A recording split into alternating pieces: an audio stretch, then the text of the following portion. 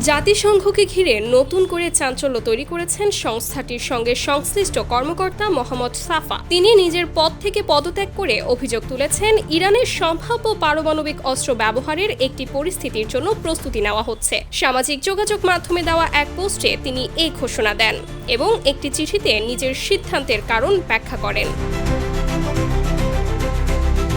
সাফা জাতিসংঘে পেট্রিয়টিক ভিশনের প্রধান প্রতিনিধি হিসেবে দায়িত্ব পালন করছিলেন, যা জাতিসংঘের অর্থনৈতিক ও সামাজিক পরিষদে বিশেষ পরামর্শক মর্যাদা ভোগ করে। দীর্ঘদিন ধরে সংস্থাটির সঙ্গে যুক্ত থাকার অভিজ্ঞতা তুলে ধরে তিনি দাবি করেন, কিছু জ্যেষ্ঠ কর্মকর্তা একটি প্রভাবশালী গোষ্ঠীর প্রভাবের মধ্যে কাজ করছেন, যা তাকে এই সিদ্ধান্ত নিতে বাধ্য করেছে।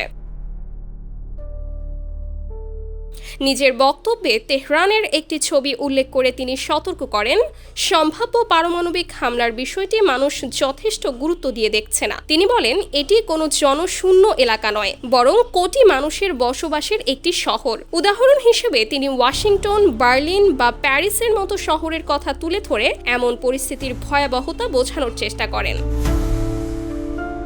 সাফা আরও দাবি করেন, এই তথ্য প্রকাশের জন্য তিনি নিজের কূটনৈতিক ক্যারিয়ার ত্যাগ করেছেন এবং মানবতার স্বার্থে সতর্কবার্তা দিচ্ছেন। তিনি জনগণকে সচেতন হওয়ার আহ্বান জানান এবং বলেন, সম্ভাব্য বিপর্যয় ঠেকাতে এখনই পদক্ষেপ নেওয়া প্রয়োজন। তবে তার এসব অভিযোগের বিষয়ে এখন পর্যন্ত ইউনাইটেড নেশনস আনুষ্ঠানিক কোনো প্রতিক্রিয়া জানায়নি।